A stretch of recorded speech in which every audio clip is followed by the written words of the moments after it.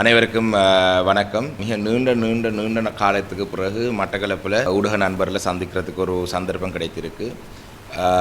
தொடர்ச்சியாக கொழும்பிலே இருக்கிற பல வேலைப்பளுகளின் காரணமாக மட்டக்களப்பிலே இருக்கிற பல பிரச்சனைகளை முகம் கொடுக்குற பிரச்சனைகளுக்கு நேரடியாக வருகை தந்து அந்த விடயங்களை பார்த்தாலும் ஊடக நண்பர்களை சந்தித்து கருத்துகள் சொல்கிறதுக்கான வாய்ப்பு ஒன்று கிடைக்கவில்லை. அந்த அடிப்படையில் இன்று இந்த ஒரு வாய்ப்பாக கிடைத்திருக்கு.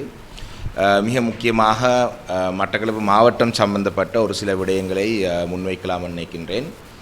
இன்று மட்டக்களப்பு மாவட்டத்தினுடைய நிலவரங்கள், பொதுவாக நாட்டிலே மக்களுடைய நிலவரங்கள், பொருளாதாரம் என்றதின் அடிப்படையில் பணவீக்கம் அதிகரித்து அந்நிய செலவாணியினுடைய பெறுமதி, இலங்கை நாணயத்தினுடைய பெறுமதி ஏனைய அமெரிக்கன் டாலர் போன்ற விடயங்களோடு ஒப்பிடும் பொழுது மிகவும் ஒரு குறைந்த அளவிலே இலங்கை நாணயத்தினுடைய பெறுமதி இருக்கும் காலப்பகுதியிலே மக்கள் அன்றாட கூலி தொழிலுக்கு போகிற மக்களாக இருக்கலாம், அரச வேலைவாய்ப்பில் ஈடுபடுற மக்களாக இருக்கலாம், கிடைக்கிற சம்பளத்திலே தங்களுடைய வாழ்க்கையை முன்னெடுக்கிறதுக்கு முடியாத நிலையிலே இருக்கின்றார்கள். இது சம்பந்தமாக உயர்மட்டத்திலே, தேசிய மட்டத்திலே அரசாங்கம் எடுக்கும் நடவடிக்கைகளை பற்றி நாங்கள் பாராளுமன்றத்துக்கு வெளியிலேயும் பேசினாலும் இன்று இந்த ஊடக சந்திப்பினூடாக நேரடியாக மட்டக்களப்பிலே இருக்கிற ஒரு மிக முக்கியமான சில பிரச்சனை பற்றி தான் பேசலாம்னு நினைக்கின்றேன். உங்களுக்கு தெரியும், நேற்றைய தினம் மட்டக்களப்பு மாவட்டத்திலே அபிவிருத்தி குழு கூட்டம் நடைபெற்றது. இந்த அபிவிருத்தி குழு கூட்டத்திலே மிக தெளிவாக வெளியே வந்த ஒரு விடயம் தான் என்னென்று சொன்னால், இன்று இந்த மாவட்டத்திலே நிர்வாகத்தை நடத்துவது யாரென்றது தெரியாத ஒரு நிலை வந்திருக்கின்றது. தென்னிலங்கையைச் சேர்ந்த மாத்தறை மாவட்டத்தை சேர்ந்த சுனில் ஹந்துன்ஹெத்தி அவர்கள் இந்த மாவட்டத்துக்கு ஒரு 3 மாதத்துக்கு ஒருக்கா வருகை தந்து போவார். நேற்றைய தினம் அடுத்த கூட்டம் 9ஆம் மாதம் ஏதோ ஒரு திகதியிலே குறித்து அவர் சென்று விட்டார். இனி அவர் 2 மாதங்களுக்கு வரும் வரைக்கும் இந்த மாவட்டத்தில் இருக்கிற முக்கிய பிரச்சனைகள், அதிகாரியை வழிநடத்துறது, அதிகாரிகளுக்கு தேவையான அறிவுறுத்தல் கொடுக்கிறது, ஆலோசனை வழங்குவது போன்ற விடயங்கள் யார் செய்வதென்றது தெரியாத ஒரு நிலை இருக்கின்றது. நண்பர் கந்தசாமி பிரபு கௌரவ பாராளுமன்ற உறுப்பினர் அவர்களிடம் சில பொறுப்புகளை வழங்கப்பட்டிருந்தால் அவராவது சில விடயங்களை செய்திருக்கலாம். ஆனால் இன்று சூழலை பார்க்கும் பொழுது அவருக்கே தெரியாமல் சில விடயங்கள் நடக்குது. ஒரு உதாரணம் ஒன்று மாத்திரம் சொல்கின்றேன். மட்டக்களப்பு மாவட்டத்துக்கு விசேட அபிவிருத்தி குழு கூட்டம் என்ற பேரிலே பல அமைச்சர்கள் கடந்த ஒரு ஆண்டுக்குள்ளே வந்திருந்தார்கள். அதிலே போக்குவரத்து அமைச்சர் வந்திருந்தார், போலீஸ் பாதுகாப்பு அமைச்சர் வருகை தந்திருந்தார், ஃபாரஸ்ட்டுக்கு பொறுப்பான, அதாவது வன விலங்குகளுக்கு பொறுப்பான இல்லாட்டி ஃபாரஸ்ட் மற்றும் இன்றைக்கு அந்த அமைச்சுகள் 3 அமைச்சர் ஒன்றாக சேர்க்கப்பட்டிருக்கு, தம்மிக்கப்பட்ட அந்த அமைச்சர் வந்திருந்தார். அதனைத் தொடர்ந்து மீன்பிடித்துறை அமைச்சர் வந்திருந்தார்.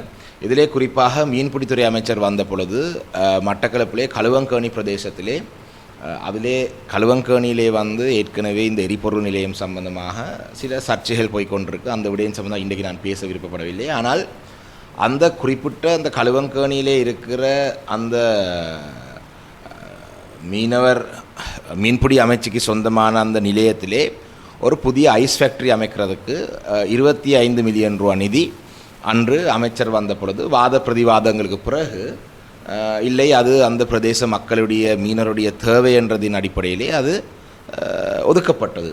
ஆனால் நேற்றைய தினம் பார்க்கும் பொழுது பல மாதங்கள் கழித்து அந்த திட்டத்துக்கு என்ன நடந்தது, ஏன் அந்த திட்டத்தை அமலுக்கு வரலை என்று பார்த்தால், தேசிய மக்கள் சக்தியினுடைய ஏதோ ஒரு அமைச்சுக்கினுடைய இணைப்பாளர் என்று சொல்லி அழைத்து கொண்டு திரியும் ஒருவர், அவர் பிரஜாசக்தி என்ற பேரிலே அந்த கிராமத்தில் இருக்கிற ஒரு சிலரை சந்தித்து அந்த 25 மில்லியன் ரூபா திட்டத்தை மாற்றிருக்கின்றார். இது சம்பந்தமாக மாவட்ட அபிவிருத்தி குழு தலைவர் சுனில் ஹந்துன்ஹெத்திக்கு தெரியாது, இது சம்பந்தமாக பிரதேச அபிவிருத்தி குழு தலைவர் கந்தசாமி பிரபுவுக்கு தெரியாது, இது சம்பந்தமாக மாவட்ட பாராளுமன்ற உறுப்பினர்களுக்கு தெரியாது, இது சம்பந்தமாக அரசாங்க அதிபர் பிரதேச செயலாளருக்கும் தெரியாது. அப்போ இது எப்படி நடந்திருக்குன்னு பார்த்தால், இந்த பிரஜாசக்தி என்றதை வைத்துக்கொண்டு ஒரு சிலர் தங்களுடைய விருப்பு வெறுப்புகளை நடைமுறைப்படுத்துகிறார்கள். அப்போ இப்படியான ஒரு சூழலிலே எதுக்கு மாவட்ட அபிவிருத்தி குழு கூட்டம் நடத்த வேணும், எதுக்கு பிரதேச அபிவிருத்தி குழு கூட்டம் நடத்த வேணும், எதுக்கு இந்த மாவட்டத்துக்கு ஒரு அரசாங்க அதிபர், எதுக்கு இந்த மாவட்டத்துக்கு பிரதேச செயலங்களுக்கு பிரதேச செயலாளர்கள்?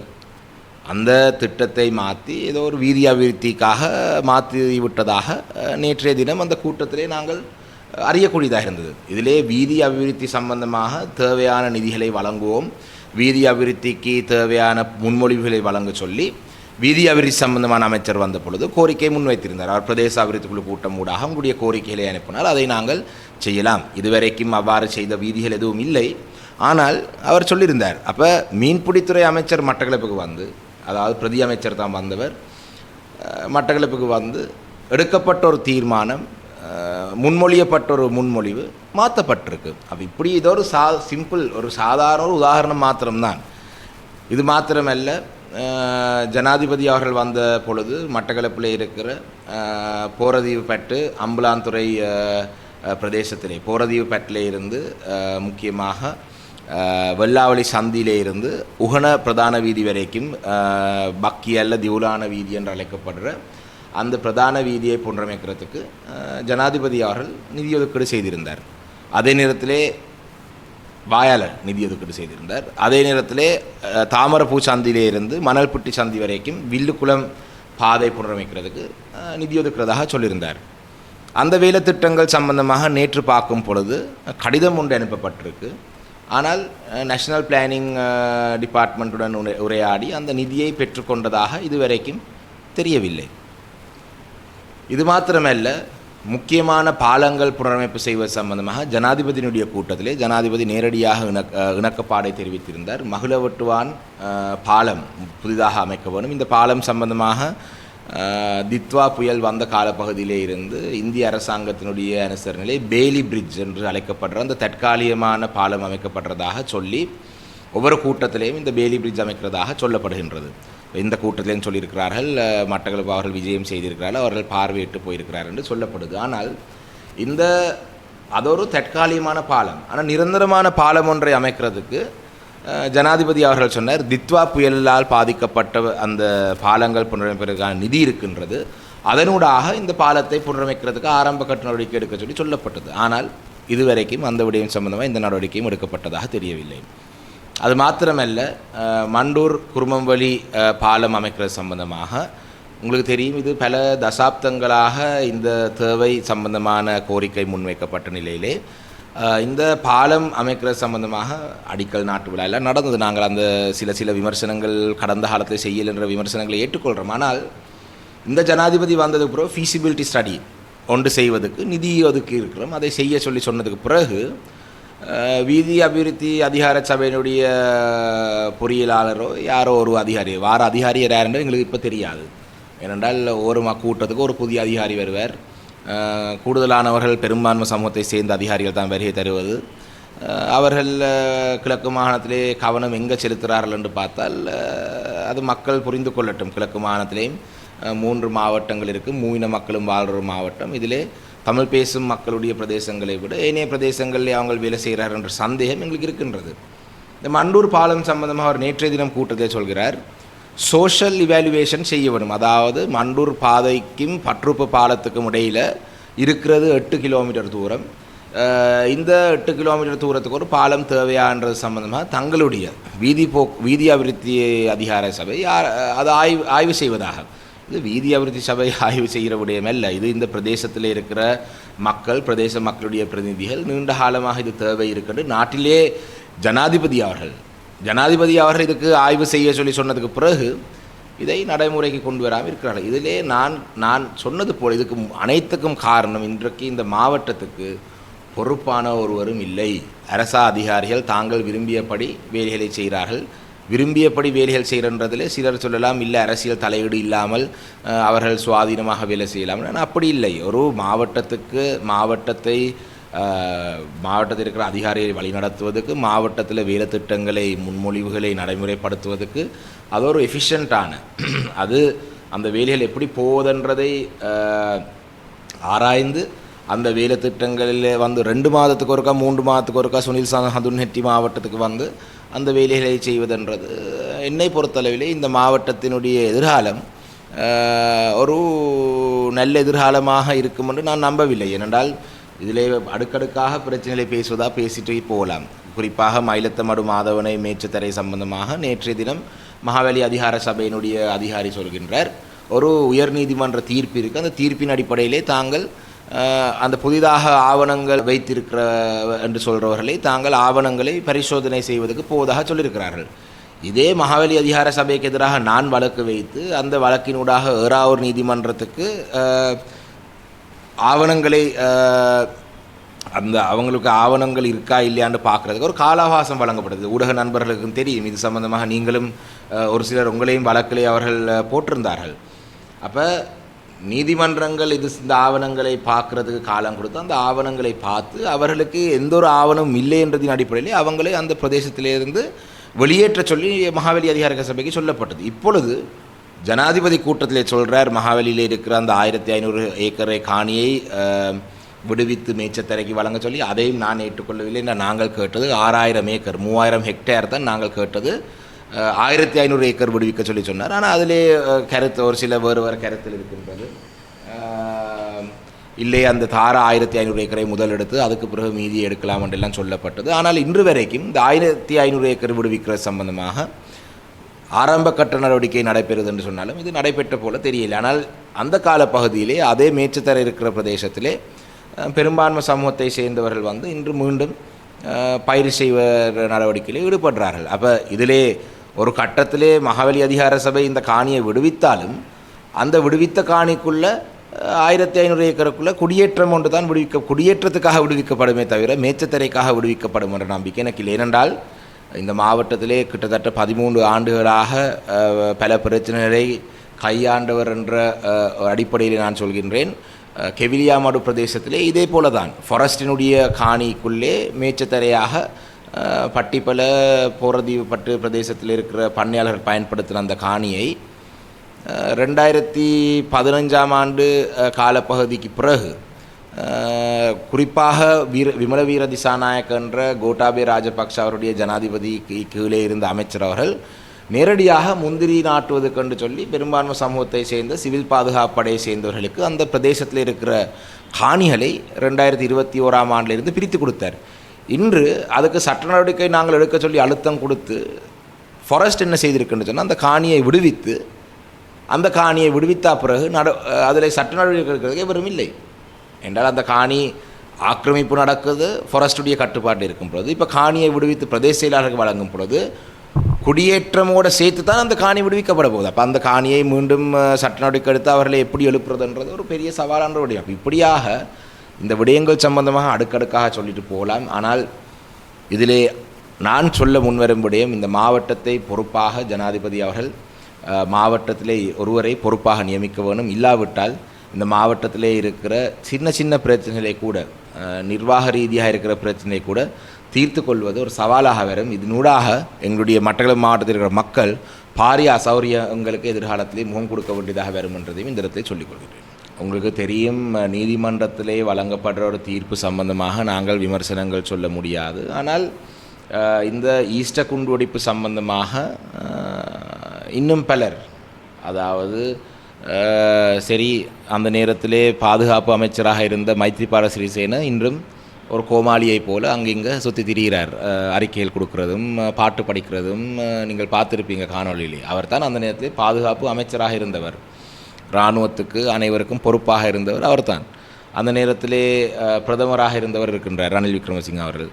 அதே போல தான் பரவலாக குற்றச்சாட்டுகள் முன்வைக்கப்பட்டும் கோட்டாபே ராஜபக்ஷ அவர்கள் இந்த தாக்குதலால் அவருக்கு பெனிஃபிட் கிடைச்சது, அதாவது இந்த தாக்குதலினூடாக அவர் லாபம் அடைந்தார் என்று சொல்லப்படுகின்றது. இது சம்பந்தமாக தற்பொழுது சிறையிலே புள்ளியானவர்கள் இருக்கின்றார்கள். நான் நினைக்கின்றேன் இந்த இவர்களுக்கு எதிரான வழக்குகளுடைய தீர்ப்புகளும் வந்த பிறகுதான் இந்த ஈஸ்டர் குண்டுவெடிப்பு சம்பந்தமான முழுமையான ஒரு பார்வையை நாங்கள் பார்க்க முடியும். ஆனால் கடந்த காலத்திலே இல்லாதவாறு தற்பொழுது பதவி நிலைகளை பாராமல் நீதிமன்றங்களூடாக பல தீர்ப்புகள் வருதுன்றதை எங்களுக்கு பார்க்குறதுக்கு தெரிகின்றது. நீதிமன்றங்கள் சுவாதீனமாக தீர்ப்புகளை வழங்குகின்றது என்று நாங்கள் ஏற்றுக்கொள்கிறோம். நாங்கள் தமிழ் பேசும் கட்சிகள் 6 தமிழ் பேசும் கட்சிகள் என்னடால் அரசாங்கத்தினுடைய காலப்பகுதி இந்த 9ஆம் மாதம் வந்தால் ஜனாதிபதி அன்றவருடைய 40% காலப்பகுதி முடிவுக்கு வருகின்றது அவருடைய பதவி காலத்திலே.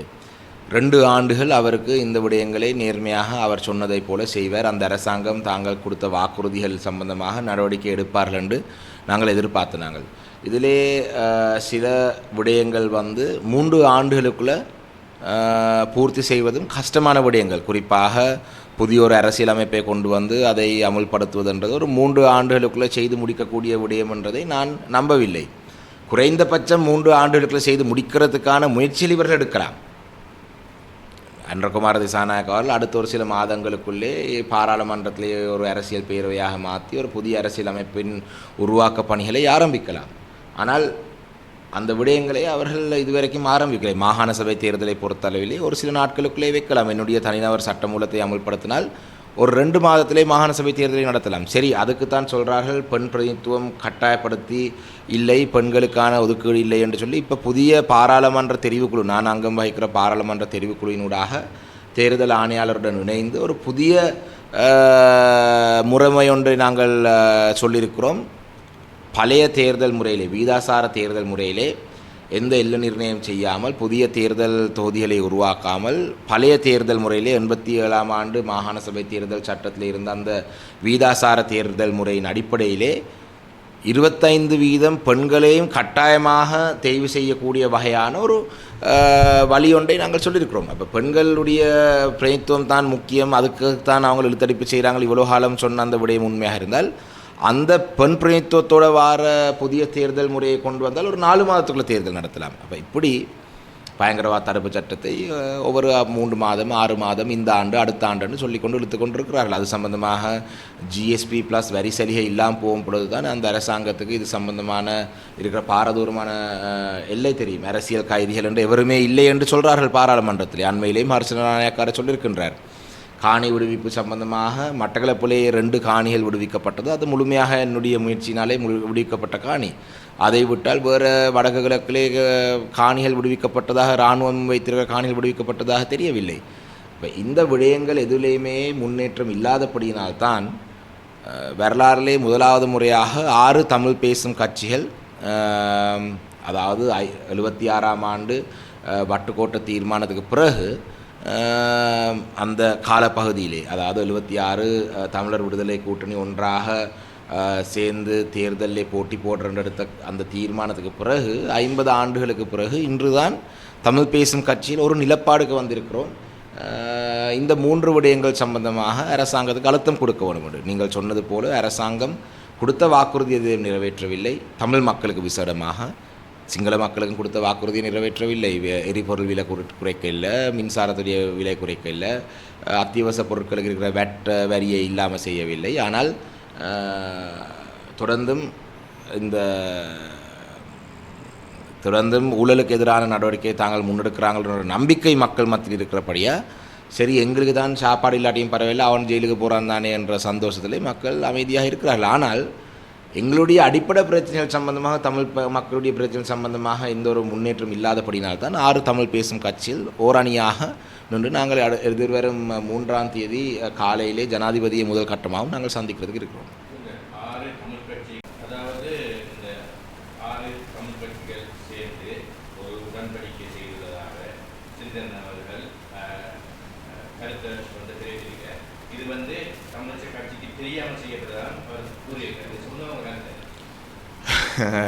கௌரவ யாழ் மாவட்ட பாராளுமன்ற உறுப்பினர் ஸ்ரீதரன் அவர்கள் அடிக்கடி இவ்வாறான கருத்துகள் கட்சி தீர்மானத்துக்கு மாறாக அடிக்கடி சொல்லுவார். கட்சியிலே அவரும் இருந்து எடுக்கிற முடிவுகள் தெரியாதென்று சொல்லுவார். அவரும் இருந்து எடுக்கிற தீர்மானங்கள் தனக்கு உடன்பாடு இல்லை என்று சொல்லுவார். தான் இந்த தீர்மானத்துக்கு எதிர்ப்பென்று சொல்லுவார். இது இன்று நேற்று ஆரம்பித்த விஷயம் இல்லை. கடந்த ஜனாதிபதி தேர்தலிலே கட்சி தீர்மானத்துக்கு மாறாக நடந்து கொண்டவர். கடந்த பாராளுமன்ற தேர்தலில் அவருடைய நடவடிக்கைக்கு எதிராக பல குற்றச்சாட்டு இருக்கின்றது. இந்த விடயங்கள் சம்பந்தமாக தமிழரசு கட்சியினுடைய தலைவர் CVK சிவஞானம் ஐயா மற்றும் பொதுச் செயலாளர் கௌரவ சுமந்திரன் அவர்கள் இந்த விடயங்கள் சம்பந்தமாக நிச்சயமாக அதிகூடிய கவனம் அவசரமாக செலுத்த வேண்டும் என்றால் தொடர்ந்தும் கட்சிக்கு பாதிப்பை ஏற்படுத்தும் வகையாக கௌரவ பாராளுமன்ற உறுப்பினர் யாழ் மாவட்ட பாராளுமன்ற உறுப்பினர் ஸ்ரீதரன் அவர்களுடைய ஒரு கருத்தில் இருக்கின்றது. ஏனென்றால் நானும் அவர் சொன்ன கருத்தை நான் நினைக்கின்றேன். நீங்கள் சொல்கிறது டேன் தொலைக்காட்சியிலே வந்த ஒரு நேர்காணல் ஒன்றிலே அவர் ஒரு கருத்து ஒன்றை சொல்லியிருந்தார்.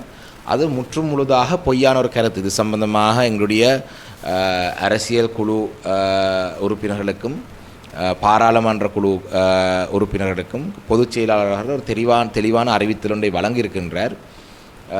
ஸ்ரீதரன் அவர்கள் பொதுச் செயலாளர் கலந்து கொள்கிற கூட்டத்திலே இந்த விடயம் சம்பந்தமாக பேசப்பட்ட கூட்டத்துக்கு அவர் கலந்து கொள்ளவில்லை. அதே நேரத்திலே பாராளுமன்ற குழு கூடுற பொழுது அந்த கூட்டங்களுக்கும் அவர் கலந்து கொள்வதில்லை. இணையவழியிலே நடந்த அரசியல் குழு கூட்டத்திலேயும் அவர் இணைந்து கொண்டிருந்தார். அதிலே மிக தெளிவாக இந்த 3 விடயங்களை முக்கியமாக நாங்கள் பேசுவென்ற தீர்மானம் எடுக்கப்பட்டது. புதிய அரசியலமைப்பு சம்பந்தமானது.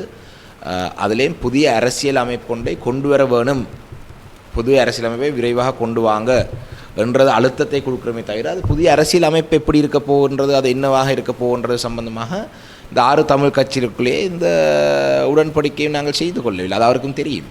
அதே நேரத்தில் மாகாண சபை தேர்தலை உடனடியாக நடத்துங்கள். அதே நேரத்திலே காணி பிரச்சனை சம்பந்தமாக உடனடியான தீர்வுகள் வேணும் என்று இந்த 3 விடயங்களை பற்றித்தான் தமிழரசு கட்சி இந்த 5 கட்சிகளும் ஏனைய 5 கட்சிகளும் இணைந்து செயல்படுறது அவருக்கு தெரியும். இருந்தாலும் ஏதோ ஒரு உடன்படிக்கை செய்திருக்குதுன்றது, அந்த உடன்படிக்கையின் அடிப்படையில் இவர்கள் பேச்சுவார்த்தை ஈடுபடுறாங்க அபாண்டமான பொய்களை கட்சி மீது சுமத்துகிறார்கள். இது கட்சி தலைவர் இது சம்பந்தமாக ஒழுக்காடு நடவடிக்கை எடுக்க வேண்டினால் கட்சியிலே இருக்கிற ஆதரவாளர்களுக்கு, கட்சியிலே இருக்கிற உறுப்பினர்களுக்கு ஒரு சிரேஷ்ட தற்பொழுது இருக்கிற பாராளுமன்ற உறுப்பினர்கள் ஒரு சிரேஷ்ட பாராளுமன்ற உறுப்பினர் அவர் அப்படியான பொய்யான கருத்துக்களை சொல்லுவது, விதைப்பது ஒரு வன்மையாக கண்டிக்க வேண்டிய விடயம். ஏனென்றால் ஒரு 6 கட்சியில் இணைய போகும் பொழுது அதிலே 6 கட்சிகளுக்குள்ளே வேறு வேறு கருத்துக்களை முன்வைப்பார்கள். தமிழரசு கட்சி என்றது ஒரு ஜனநாயக கட்சி.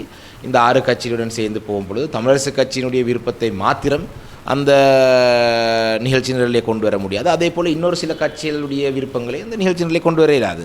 எல்லா கட்சியிலும் முணங்குற விடயங்களை தான் நாங்கள் முன்னெடுக்கலாம். அந்த வகையிலே 6 கட்சிகள் இணையும் பொழுது 6 கட்சியினுடைய பிரதிநிதிகளும் பல்வேறு முன்மொழிவுகளை கருத்திலே முன்வைப்பார்கள். ஆனால் இதிலே இறுதியாக இணக்கப்பாடு வெட்டப்படுற விடயம் என்னன்றது சம்பந்தமாக கௌரவ ஸ்ரீதரன் அவருக்கு தெரியும். அது தெரிந்திருந்தும் இப்படியான பொய்யான கருத்திலே சொல்வதென்றது ஏற்றுக்கொள்ள முடியாத விடயம். இது சம்பந்தமாக கட்சி தொடர்ந்தும் இவருடைய இந்த நடவடிக்கை எதிராக கட்சி எப்பொழுது நடவடிக்கை எடுக்கப் போகின்றது தெரியாது. அவருடைய செயல்பாடுகளுக்கு கட்சி நடவடிக்கை எடுக்காவிட்டால் தொடர்ந்தும் தமிழரசு கட்சியை அழிக்கும் செயல்பாடு அவர் முன்னெடுப்பார் என்றதை இந்த மேலதிக செய்திகளுக்காக எமது யூடியூப் தளத்தை சப்ஸ்கிரைப் செய்யுங்கள்.